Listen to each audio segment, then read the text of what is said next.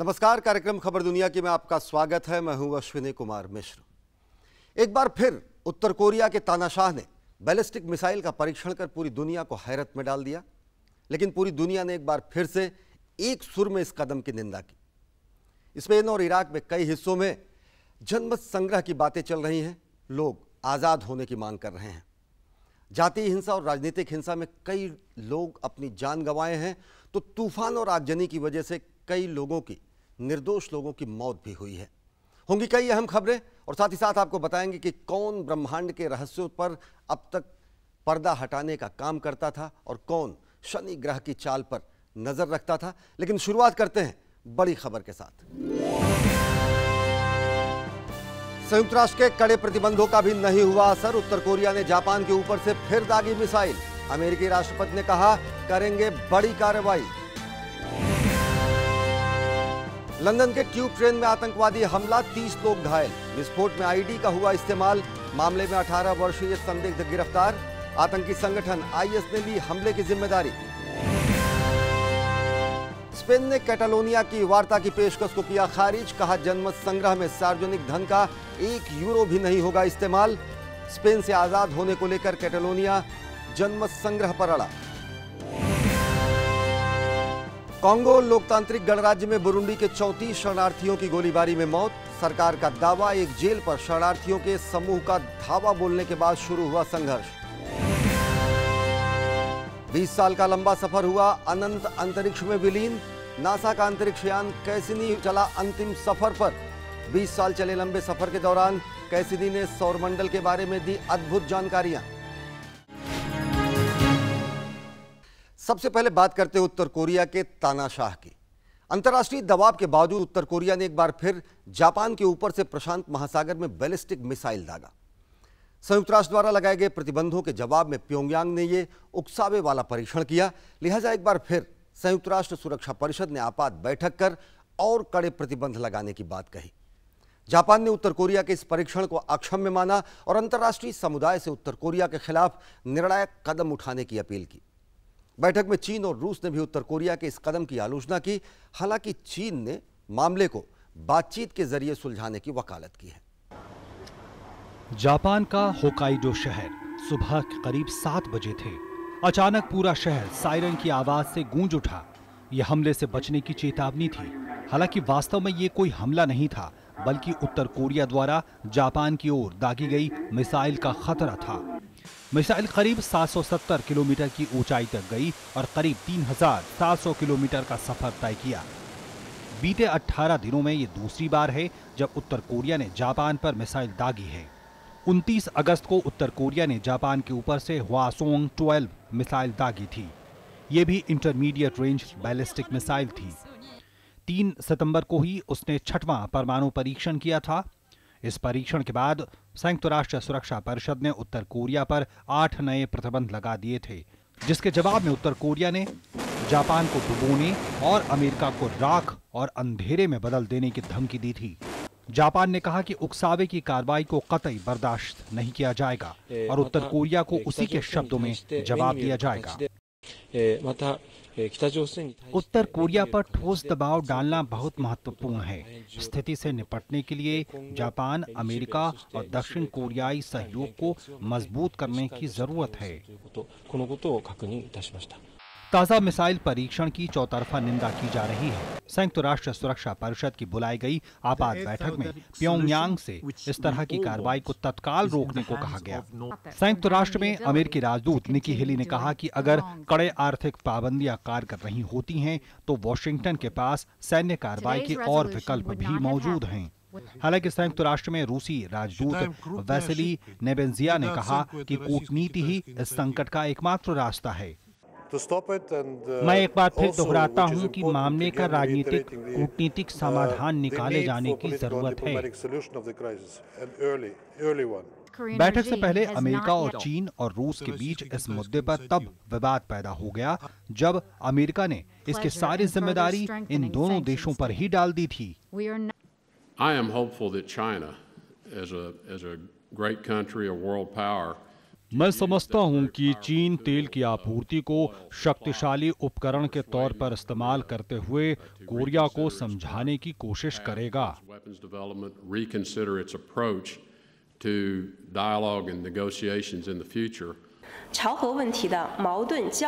विवाद में मुख्य बिंदु चीन नहीं, जो इसमें सीधे तौर पर शामिल है। उन्हें स्थिति को ठीक से संभालने, अपने कर्तव्यों को निभाने की जिम्मेदारी लेनी चाहिए। ताजा मामले में उत्तर कोरिया पर और पाबंदियां लगाने का जिक्र नहीं किया गया है। उत्तर कोरिया इस साल फरवरी से अब तक कई मिसाइलों का परीक्षण कर चुका है। इनमें से ज्यादातर मिसाइलें जापान की तरफ ही दागी गईं। तानाशाह कई बार अमेरिका पर परमाणु हमले की धमकी भी दे चुका है। इसके जवाब में अमेरिका ने कोरियाई प्रायद्वीप में जंगी जहाज कार्ल विल्सन भेजा था। हाल ही में अमेरिका और दक्षिण कोरिया ने साथ में सैन्य अभ्यास भी किया, जिसे उत्तर कोरिया ने जंग का खतरा करार दिया था। इराक के कुर्दिस्तान में आज़ादी को लेकर इसी महीने की 25 तारीख को जनमत संग्रह होना है। इराकी संसद ने इस जनमत संग्रह का कड़ा विरोध किया है और इसे इराकी एकता और अखंडता के लिए खतरा बताया है। कुर्द मध्य पूर्व का चौथा सबसे बड़ा नस्ली समुदाय है और स्वतंत्रता के मुद्दे पर कुर्दिस्तान की प्रांतीय सरकार और राजनीतिक दलों ने 3 महीने पहले जनमत संग्रह कराने का फैसला लिया है। इराक में केंद्रीय सरकार और स्वायत्त कुर्दिस्तान क्षेत्र के बीच तनाव गहराता जा रहा है। इराकी संसद ने कुर्द स्वतंत्रता को लेकर 25 सितंबर को कराए जाने वाले जनमत संग्रह का कड़ा विरोध किया। संसद ने कुर्दिस्तान के इस कदम को असंवैधानिक बताते हुए किरकुक के गवर्नर को बर्खास्त करने के पक्ष में मतदान किया है। संसद ने इराक की अखंडता को बनाए रखने के लिए प्रधानमंत्री अल अबादी से सभी जरूरी कदम उठाने और मामले का हल निकालने के लिए गंभीरता से बातचीत शुरू करने का आग्रह किया है। जनमत संग्रह के फैसले के साथ जाने का निर्णय असंवैधानिक है और जनमत संग्रह के उपाय भी असंवैधानिक हैं। उधर कुर्द अधिकारियों का कहना है कि गवर्नर को हटाने का अधिकार संसद के पास है ही नहीं, सिर्फ प्रांतीय परिषद ही गवर्नर को पद से हटा सकती है। कुर्द नेताओं ने कहा कि कुर्द स्वतंत्रता को लेकर जनमत संग्रह के रुख में कोई बदलाव होने वाला नहीं है। मासूद बाराजानी ने कहा कि पहले से तय तिथि 25 सितंबर को ही जनमत संग्रह होगा। हम किसी भी व्यक्ति को किरकुक के लोगों को स्वयं के निर्धारण से अपने अधिकार से रोकने की अनुमति नहीं देंगे।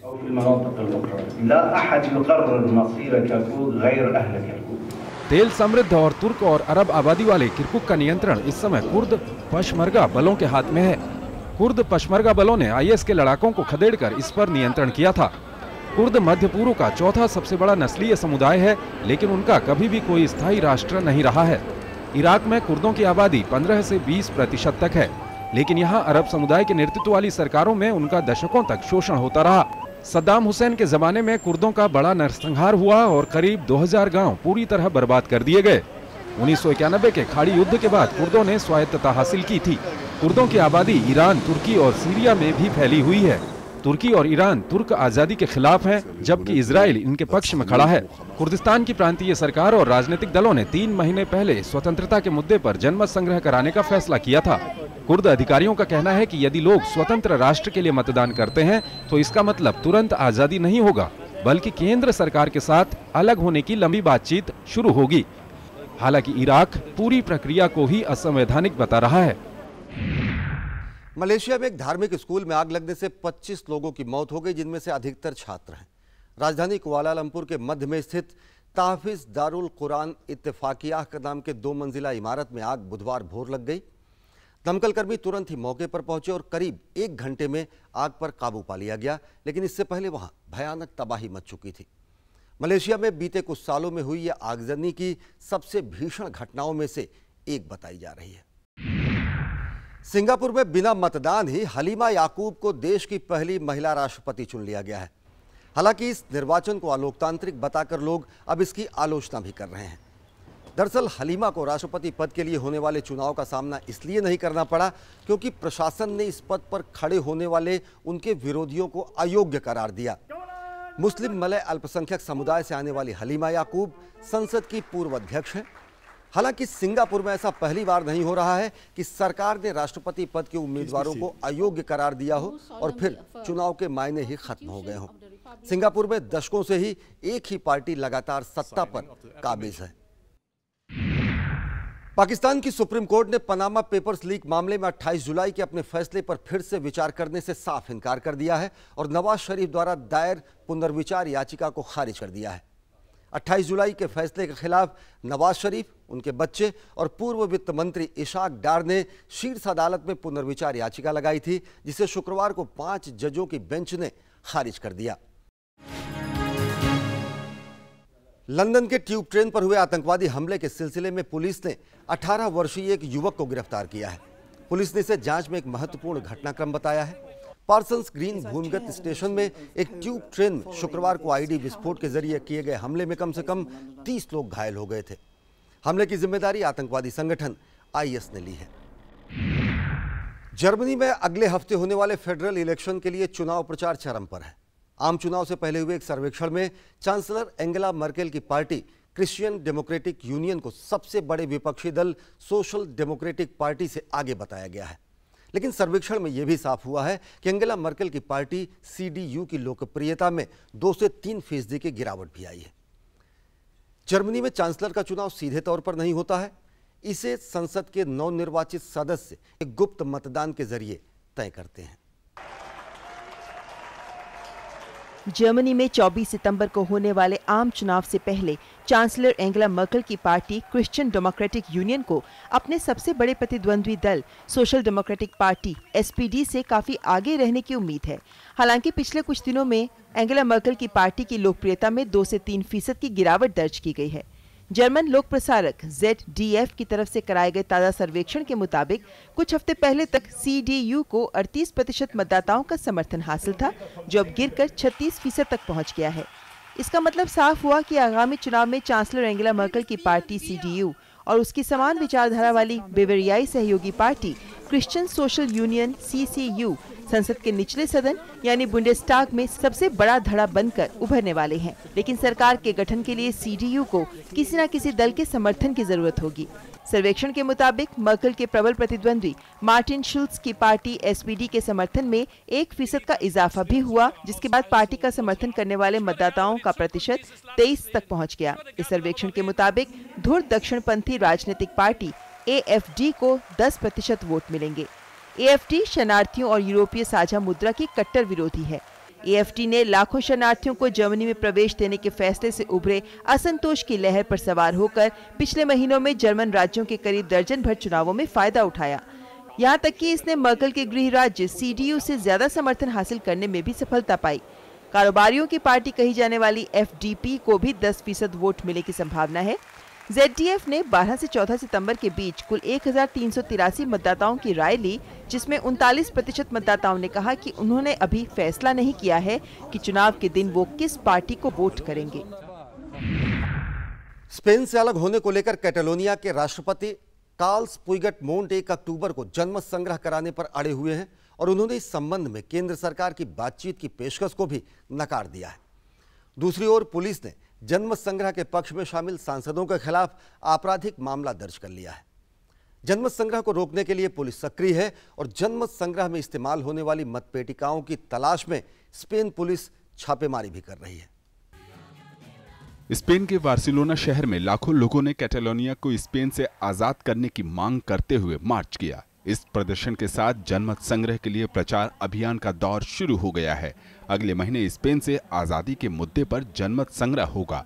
स्पेन के प्रधानमंत्री मारियानो राखोव 1 अक्टूबर को होने वाले इस जनमत संग्रह का दृढ़तापूर्वक विरोध कर रहे हैं। ये जनमत संग्रह नहीं हो सकता।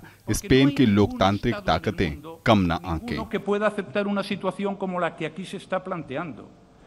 अब तक ये साफ नहीं है कि जनमत संग्रह के लिए मतदान कहां कराए जाएंगे। पुलिस उन जगहों का पता लगाकर मतदान की संभावनाओं को रोकना चाहती है, जबकि आजादी समर्थक हर हाल में मतदान पर जोर दे रहे हैं। उनके लिए स्थिति तब और जटिल हो गई जब बार्सिलोना समेत कैटालोनिया के कई बड़े शहरों के मेयरों ने यह घोषणा की कि उनकी नगरपालिकाएं जनमत संग्रह के सार्वजनिक जगहें नहीं देंगी। दरअसल स्पेन सरकार ने इसी हफ्ते 700 मेयरों से जनमत संग्रह का समर्थन करने के लिए तलब किया। बावजूद इसके कैटालोनिया की सरकार जनमत संग्रह कराए जाने को लेकर अड़ी हुई है। उन्होंने कहा है कि हम सब ये नहीं कर सकते हैं। आप क्या समझते हैं 1 अक्टूबर को जनमत संग्रह नहीं होगा? हम हर हाल में मतदान करेंगे। विपक्षी दलों के विरोध के बावजूद पिछले हफ्ते कैटालोनिया के प्रधानमंत्री कार्लेस पुइडीमॉन्ट और उनके सहयोगियों ने स्वतंत्रता के लिए जनमत संग्रह कराए जाने का विवादास्पद कानून पास कर दिया। कुछ ही घंटे बाद मैड्रिड स्थित संवैधानिक न्यायालय ने इसे रद्द कर दिया। संविधान के अनुसार जनमत संग्रह उन्हीं मुद्दों पर कराया जा सकता है जो केंद्रीय सरकार द्वारा पारित किए गए हों, लेकिन कैटालोनिया की स्थानीय सरकार हर हाल में ये जनमत संग्रह कराना चाहती है। कैटालोनिया स्पेन के उत्तरी हिस्से में है और यहाँ करीब 76 लाख लोग रहते हैं। बार्सिलोना इसकी राजधानी है। कैटालोनिया में बहुत से लोगों का मानना है कि स्पेन में उनके साथ भेदभाव हो रहा है और इलाके से कमाया गया ज्यादातर टैक्स स्पेन के बाकी इलाकों में बांट दिया जाता है। हालांकि हाल के दिनों में आजादी का समर्थन करने वालों की संख्या में गिरावट दर्ज की गई है। ज्योतिषी कहते हैं कि शनि की दृष्टि किस्मत के नए नए खेल करती है, लेकिन इस पूरे ब्रह्मांड में कोई ऐसा भी था जो शनि की चाल पर भी करीबी नजर रखता था। वो विज्ञान का अद्भुत नमूना था। 7 साल चलकर वो शनि के बेहद करीब पहुंचा था और उसकी हर गतिविधि पर करीबी नजर रखता था। उसी ने शनि पर बर्फीले झरनों की खोज की। उसी ने शनि के सबसे बड़े चंद्रमा टाइटन पर बर्फ की खोज की। अफसोस 20 साल तक चला ये सफर अब खत्म हो गया है। अंतरिक्षयान कैसिनी अनंत ब्रह्मांड में विलीन हो गया है।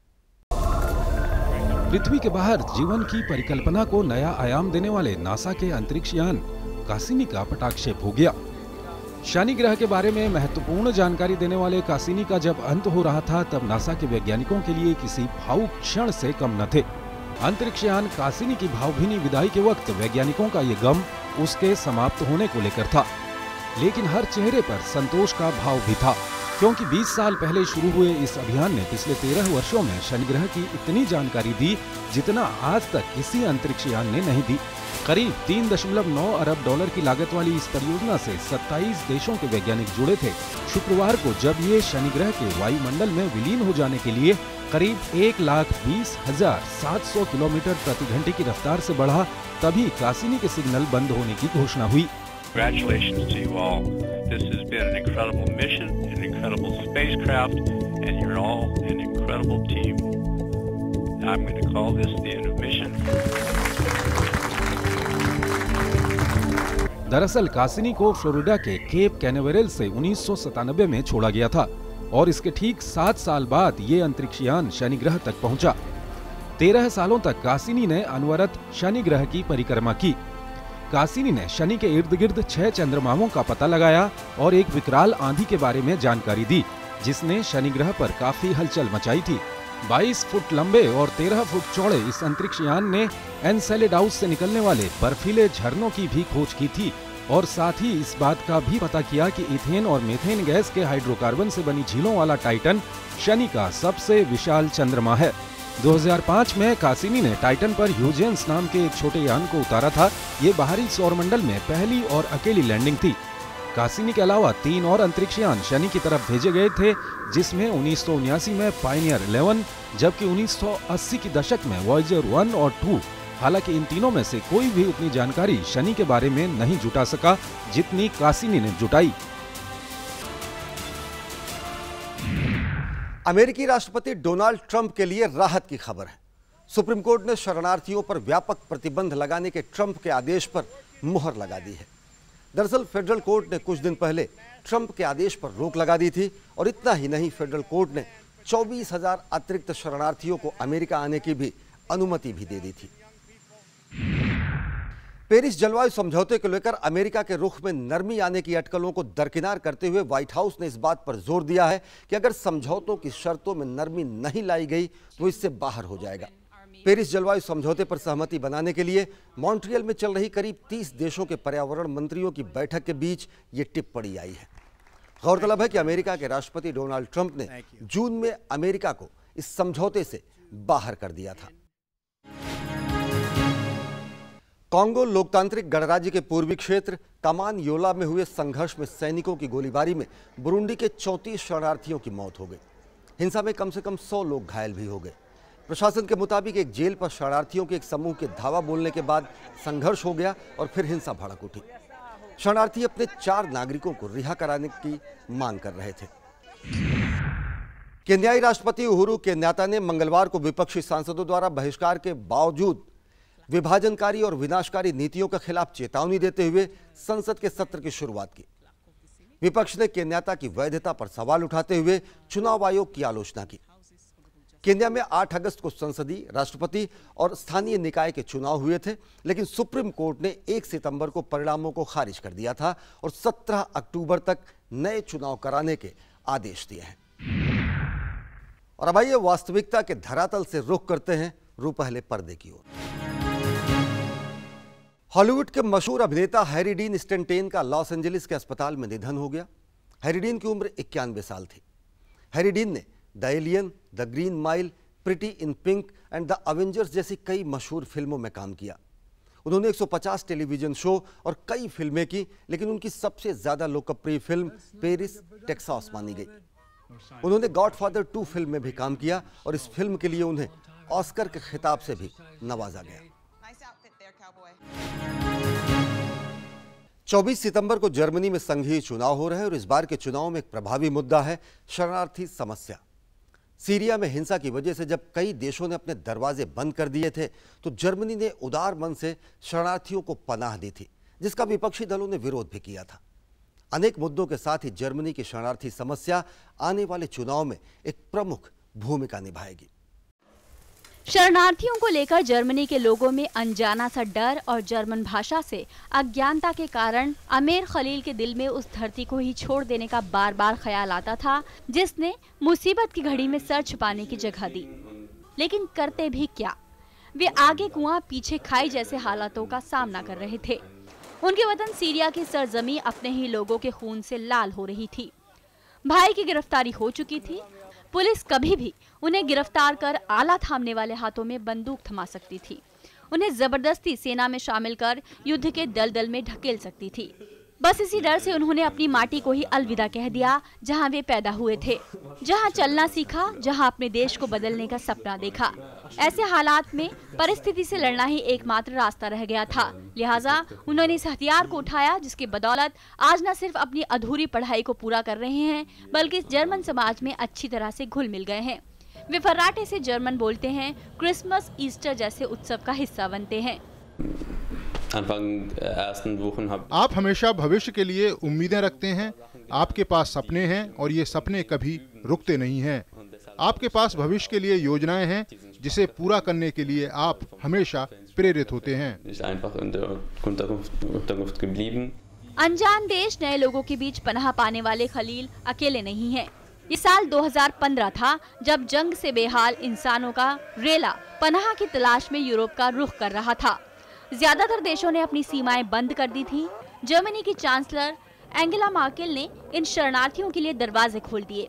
खलील एक बड़े से हॉल में बैठे लोगों की तरफ देख रहे थे, तभी उनकी नजर आलीजान पर पड़ी। दोनों के हालात लगभग एक जैसे थे।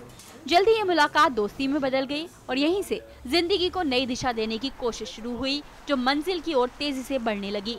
ये लोग सिर्फ एंगेला मार्केल ही नहीं, बल्कि जर्मनी के उन सभी लोगों के आभारी हैं जो मुसीबत के वक्त उनके काम आए। मैं मार्केल का आभारी हूँ, लेकिन मैं सबसे ज्यादा उन लोगों का आभारी हूँ जिन्होंने मेरी मदद की। चुनाव में एक बार फिर से शरणार्थियों का मुद्दा छाया हुआ है। कोई इसे सरकार की भूल बता रहा है, तो मानवता का आईना दिखाकर कोई इस फैसले को सही बता रहा है। बहरहाल ये मुद्दा जर्मनी की सियासत को बदलने में कितना अहम होगा, ये 24 सितंबर को ही पता चलेगा। इस बीच जर्मनी की सियासी लहरों से बचते हुए ये लोग अपने नाते रिश्तेदारों से हजारों मील दूर जिंदगी को समेटने की कोशिश कर रहे हैं।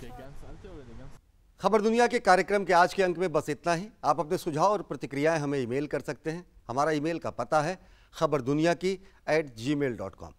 और जाने से पहले हम आपको छोड़ जाते हैं डेनमार्क में आयोजित विश्व सर्फिंग प्रतियोगिता की कुछ बेहतरीन झलकियों के साथ। आप उठाइए इन नज़ारों का लुत्फ और हमें और हमारी पूरी टीम को दीजिए इजाज़त। नमस्कार।